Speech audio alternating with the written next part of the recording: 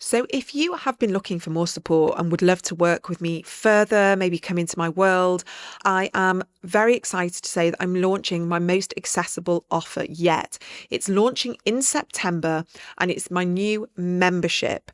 And I really would love as many of you in there. I've tried to make it as accessible as possible and I'm going to keep it as low cost as I can. And this is going to be a monthly membership where you can dip in and dip out of my different resources. There's going to be a live workshop every month. We're going to have a community area. We're going to have an opportunity for me to just drop in some audio just to keep you going through that week. And I promise you, I'm going to make this the most supportive way possible to work with me right now. And for me, this is all about connecting a community that feels like-minded, compassionate, who want to develop themselves. They want to help each other. And I promise you, I'm working behind the scenes. I'm going to get the book out and then this is launching in September. So if you're interested in this, go to my website, adhdwomenswellbeing.co.uk. All the information is there. All you have to do is put your name on the wait list. And if you put your name on the wait list before September, you will get the founding members price, which is £15 a month. It will be going up in September. So if you're on the pre-wait list, I promise you, you'll get this price. So head to my website. All the details are there. Welcome back to another episode of the ADHD Women's Wellbeing Wisdom. And I'm back today to talk about another chapter of my new upcoming book, the ADHD Women's Wellbeing Toolkit. And everything I talk about in the book, we talk about on the podcast. And it's something I am so passionate about that I have done workshops, I have done seminars, I've done so many different episodes on this. And it's the ADHD nervous system. It's something that I noticed quite a long time ago and started connecting all the dots. And the curiosity around our nervous system and how we tend to live in a more hypervigilant stress state, this sort of more sympathetic nervous system, means that many of us live in a chronic state of stress or burnout or feeling like we're not doing enough or that we should be doing more, or this productivity drive in us. And it feels unsafe for us to rest. It feels unsafe for us to slow down. And we have to change this default way of living, this default position that could potentially come from trauma. It can come from upbringing. It can come from living undiagnosed, so not quite understanding ourselves. And so I believed that this was a conversation that still needs so much more attention and awareness. And that's why I've put a whole chapter in my book about the ADHD nervous system so we can really understand it. And I've put my education about polyvagal theory in the book so we can start understanding where we are in this nervous system ladder and what triggers us and how we can find ways to move from this sympathetic state or our dorsal vagal state, which is sort of the shutdown, more into this parasympathetic state where we can start finding those glimmers and learning to notice the signs of when we are in that stress state.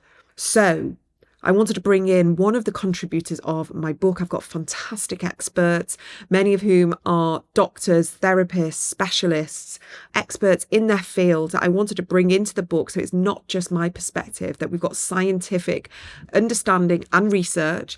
And Allegra Foxlie is a trauma and hormone specialist, and she's also an embodiment expert. And something that I think is so important that we understand is more of the somatic side of how ADHD manifests in our body. And she's written a brilliant book called HTR, which is the Hormone Tension Release. And she's also a podcast host, the Brain and Body podcast, and helps people relieve stress, tension and pain.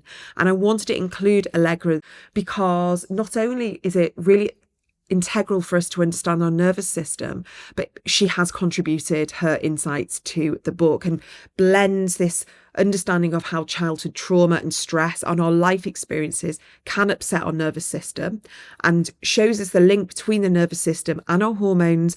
And not only does she share these insights, we also talk about tools. It's always about tools, hence the name of my book, which is the ADHD Women's Wellbeing Toolkit, because we need these tools to help us calm the body, release this tension, release our trauma, balance our hormones.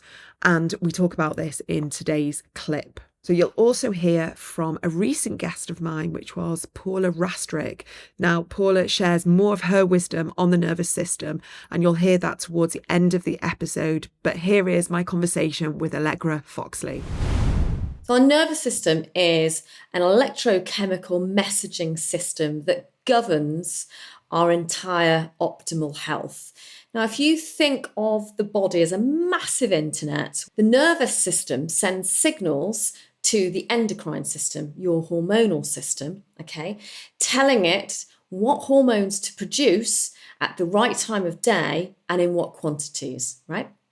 But adverse childhood experiences, trauma and stress, they dysregulate the nervous system, meaning that your endocrine system, your hormonal system, might not be getting the right messages. And in some instances, they might not be getting the right messages, any messages, meaning that our harmonious system can fail in surprisingly hard to diagnose ways. Yeah, your nervous system is responsible for many different things. It has a controlling influence on your immune system.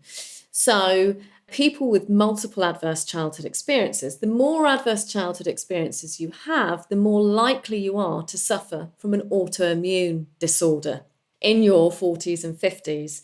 And 80% of people who suffer with autoimmune disorders are women.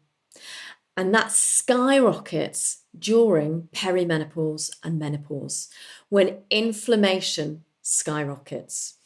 So it kind of governs everything, the nervous system. Now, when adverse childhood experiences happen, I don't know if this has ever happened to you, but I grew up in a very emotionally defunct, aggressive, and sometimes unavailable household. I remember when things were happening, I used to form fists with my hands. I would contract, my whole muscular body would contract because the fascia, the tension's contracting, because it's putting you in a stress response. It's putting you in fight, flight, or freeze, where you can just be totally frozen, depending on the severity. Stephen Porges, the founder of the polyvagal theory, he talks about people are our social nervous system, yeah?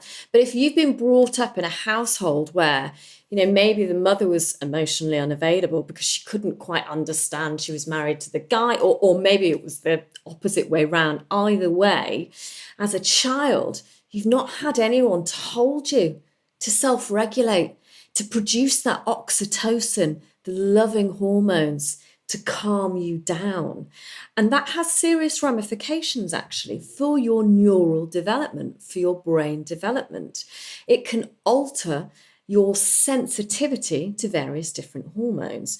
So, trauma as an adult, if you've had adverse childhood experiences and then an event or a number of different events happen, you're far more likely to get post-traumatic stress disorder. You're likely to suffer with it. And that will involve flashbacks, being hypervigilant, heart's absolutely racing, hearing super sensitive, because trauma means that you've had to protect yourself, you've had to be on guard. So you need to know if there's a tiger in the room that's going to attack you.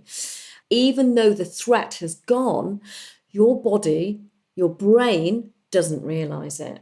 And your brain speaks to your body and your body speaks to your brain, and both can be triggering. Yeah. So you're obviously working with clients who are coming to you. You talked about the nervous system, immune system. You're talking about autoimmune issues, disorders. What typically are you seeing? So if anyone's listening here, they can get this validation for themselves. So when I'm treating female clients, trauma shows up in the body.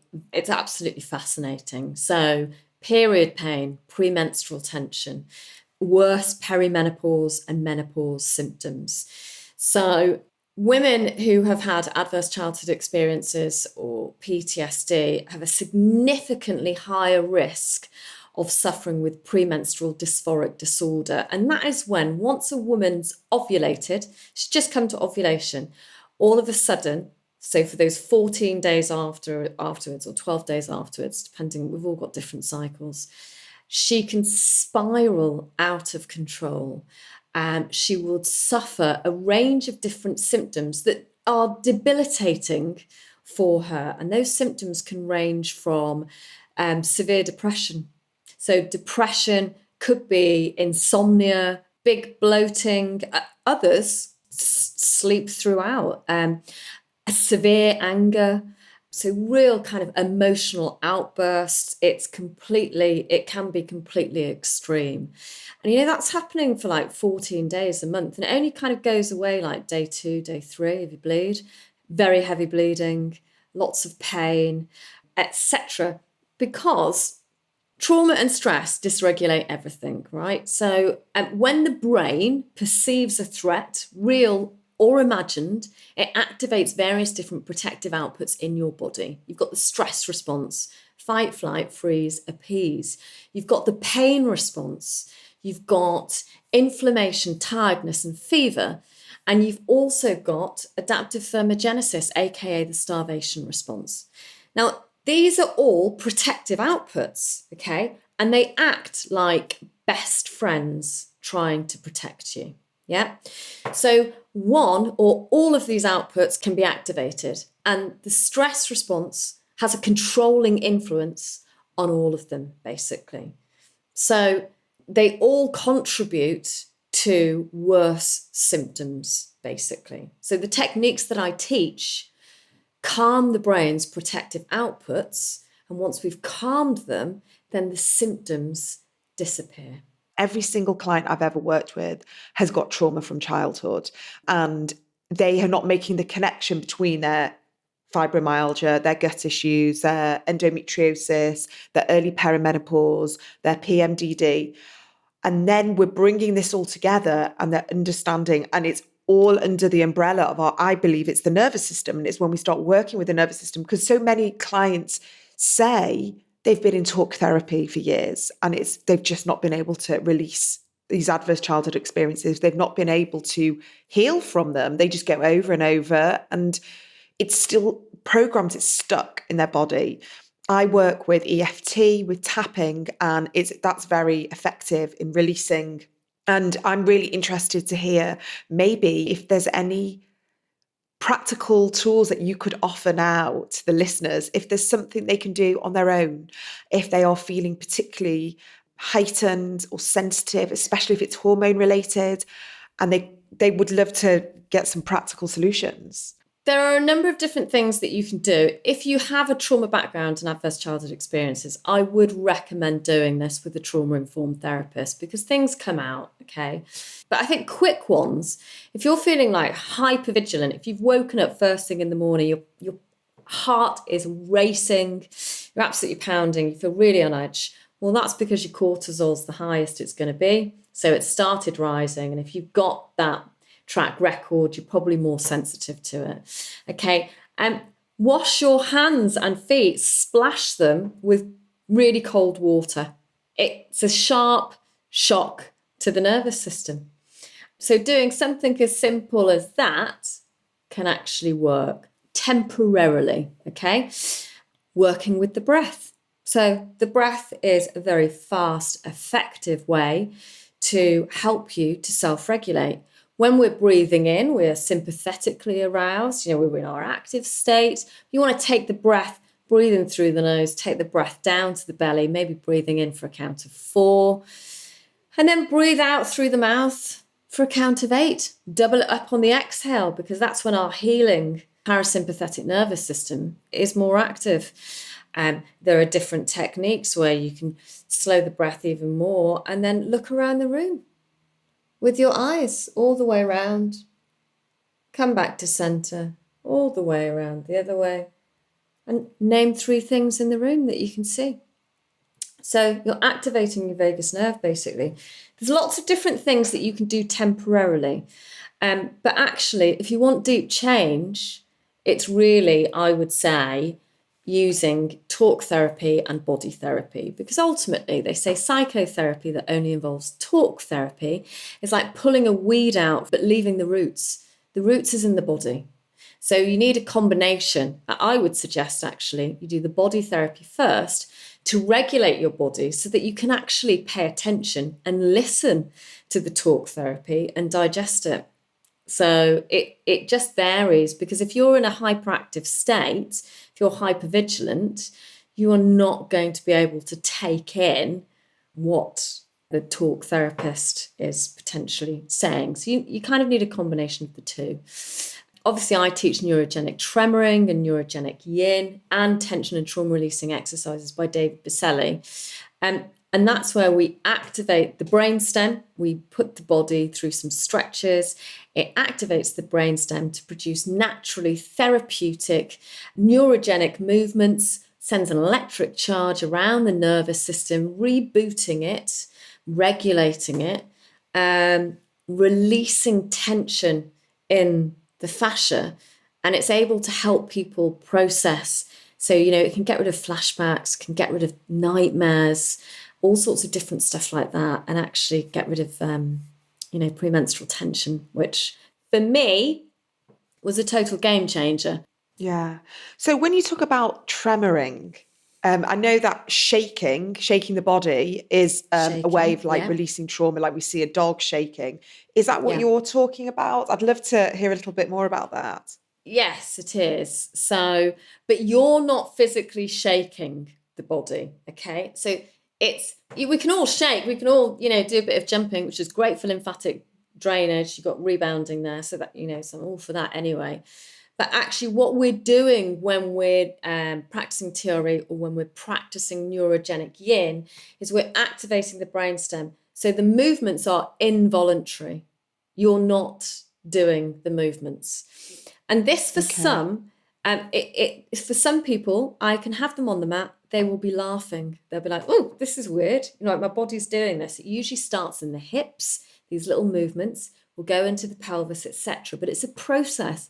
It's taken time for you to get to this point in your life. And it's going to take time for the neurogenic tremoring to really kind of build up and to work. So for me, it took 3 months to get to my shoulders from my hips, the movements coming in. And then it took another 3 months to get to my hands, my frozen hands, which, David Biselli thinks was from me tensing as a child. But eventually, all of these movements will come through. You'll have them in your jaw.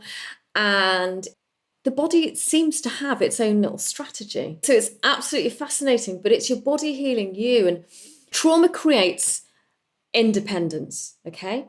So when you've had trauma as a child or as an adult, it creates fierce independence because you never, ever want to feel that vulnerable again. So it creates control, yeah?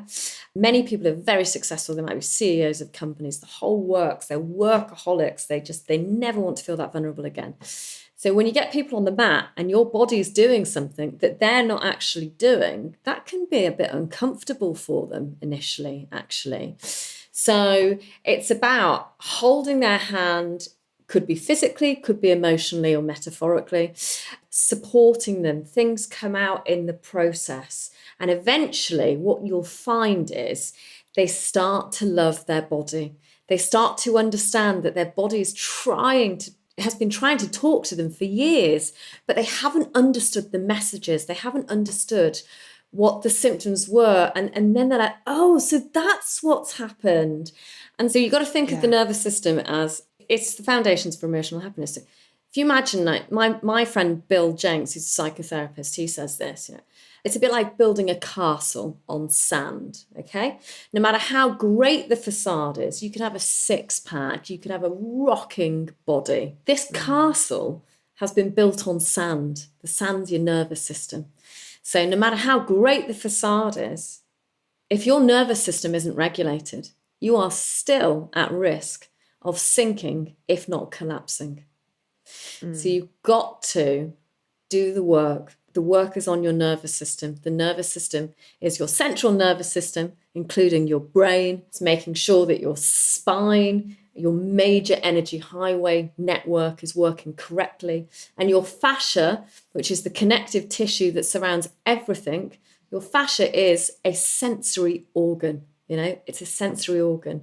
So we want to streamline the fascia, stretch it out, things you asked me before, like what's kind of good to self-regulate, touches, tickling, stroking, All of those things, if you combine all of them and do it intelligently, you should get deep change. And that's Yeah. going to give you freedom within your body and within your mind.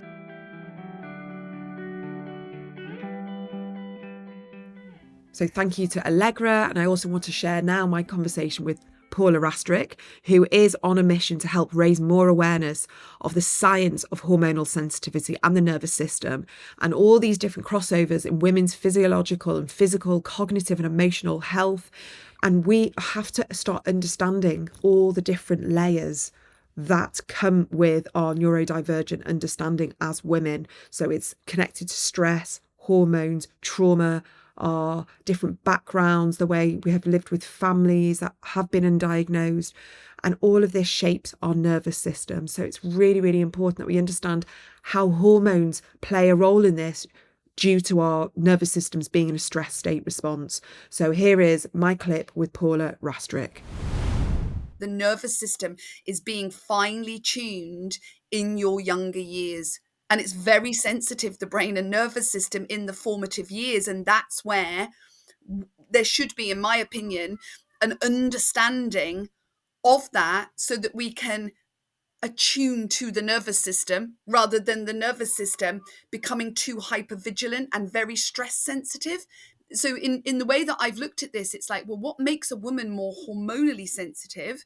And I've looked at different factors, which are, and this is the ones I've identified. So more stress sensitivity, more environmental sensitivity, more sensory sensitivity, and more nervous system sensitivity. And this is where I believe you've got the connections, and obviously you've got the biological side. So you've got your biology, then you've got your psychology, and you've got your psyche. So it's not just a biological construct. You know, I mean, when we look at some of the traits that we're talking about, emotional dysregulation or rejection sensitivity, these are constructs, aren't they? They're personality constructs that have come developed from perhaps your experiences as well as, and your environment, as well as your predisposed genetic component. Yeah. I mean, like you say, with the sensitivity and the nervous system regulation, I feel like it is a bigger umbrella term where we see all these crossovers. And I think trauma is always part of this because I don't know anyone who hasn't experienced it. And that then impacts their nervous system regulation. And we see that now. This, like we talk about stress. I read recently that cortisol is more addictive than nicotine. Yeah. So if we've been brought up Yeah. in, stressful environments and that's all we know, and it almost doesn't feel safe to not feel stressed. To be relaxed. Yeah, it's not safe to feel Yes. relaxed. And that's how I grew up. That's exactly how I grew up. And I didn't realize that. And I didn't realize that through my childhood. I didn't realize the biological components, if you like, with more hypervigilance, more hyperarousal, more heightened cortisol, more heightened adrenaline, and your nervous system is really, I believe, what we should be looking at, because you're dead right in what you just said. So when you look at female mental health and you start talking at and looking at things like borderline personality, you start looking at all of these DSM, diagnostic standard manual, sort of tick box diagnosis. Honestly, I don't think you can distinguish some of them. Big board. I'm fascinated with, the crossovers with hormonal sensitivity, borderline personality, narcissism, ADHD, autism. When you actually look at it, it's really difficult to just draw straight lines in the sand, Kate, and say, do you know what? This is an ADHD profile. I do not believe that we've got that right. I think we're looking at a nervous system profile. Mm-hmm. And then we need to understand that the nervous system profile dictates the hormonal profile. Do you see what I'm saying? Rather than it being, it's like, when we look at the typical biomedical model of what we're going to say is hormones, and you'll talk about perimenopause, menopause, PMS, PMDD, postnatal depression. In my opinion, they've looked at that purely from a reproductive science. And we've got that wrong, Kate, because we need to be looking at It's a nervous system science. And when you look at sort of PMDD can occur at any point across a woman's life, and that is because of epigenetic changes. That is my belief. Otherwise, we'd all be crossing these spectrums at the same time, and we're not. It depends on those hormonal changes impact epigenetics, and that is why I believe some women are getting to midlife, their nervous system has become more and more dysregulated depending on their environment, and that has then impact perimenopause. That's what happened to me. And I think we've kind of not got it the right way round. I looked at a study the other day, a new one, about perimenopause symptoms being worse if you haven't got your circadian rhythm right. So for example, blue light on the phone at 10 o'clock at night makes your perimenopause symptoms worse. Well, of course it does. It's exactly what we're talking about. Your nervous system is what we need to be looking at, in my opinion, rather than this kind of like isolated approach to just hormones. We need to understand the complex system. And even little hacks like that, which is, for example, get up in the morning, don't look at the phone first thing, and eat before you have coffee. So if you get up and you start drinking coffee and you already have a hyper-aroused nervous system, you're sending that nervous system up for the rest of the day. And it's just get some protein down you, get some food, and then have your coffee. Just these little tweaks to bring your cortisol down. Yeah, thank you for saying that, because, part of this conversation is it can feel very overwhelming to listen to, because it's kind of like, oh my God, how am I ever going to, get to this point of healing and, processing this trauma?